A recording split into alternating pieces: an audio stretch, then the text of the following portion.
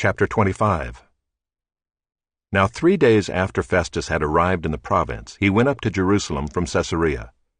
And the chief priests and the principal men of the Jews laid out their case against Paul, and they urged him, asking as a favor against Paul, that he summon him to Jerusalem, because they were planning an ambush to kill him on the way.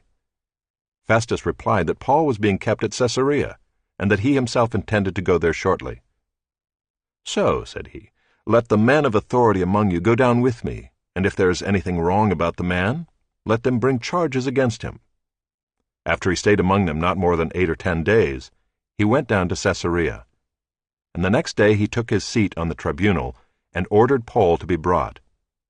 When he had arrived, the Jews who had come down from Jerusalem stood around him, bringing many and serious charges against him that they could not prove. Paul argued in his defense, "Neither against the law of the Jews, nor against the temple, nor against Caesar have I committed any offense." But Festus, wishing to do the Jews a favor, said to Paul, "Do you wish to go up to Jerusalem and there be tried on these charges before me?" But Paul said, "I am standing before Caesar's tribunal, where I ought to be tried.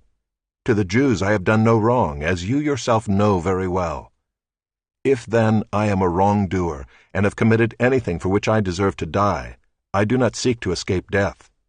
But if there is nothing to their charges against me, no one can give me up to them. I appeal to Caesar." Then Festus, when he had conferred with his council, answered, "To Caesar you have appealed, to Caesar you shall go." Now when some days had passed, Agrippa the king and Bernice arrived at Caesarea and greeted Festus. And as they stayed there many days, Festus laid Paul's case before the king, saying, "There is a man left prisoner by Felix, and when I was at Jerusalem, the chief priests and the elders of the Jews laid out their case against him, asking for a sentence of condemnation against him. I answered them that it was not the custom of the Romans to give up anyone before the accused met the accusers face to face, and had opportunity to make his defense concerning the charge laid against him. So when they came together here, I made no delay, but on the next day took my seat on the tribunal, and ordered the man to be brought. When the accusers stood up, they brought no charge in his case of such evils as I supposed. Rather, they had certain points of dispute with him about their own religion, and about a certain Jesus, who was dead, but whom Paul asserted to be alive. Being at a loss how to investigate these questions, I asked whether he wanted to go to Jerusalem and be tried there regarding them.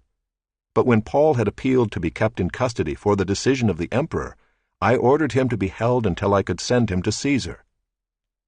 Then Agrippa said to Festus, "I would like to hear the man myself." "Tomorrow," said he, "you will hear him."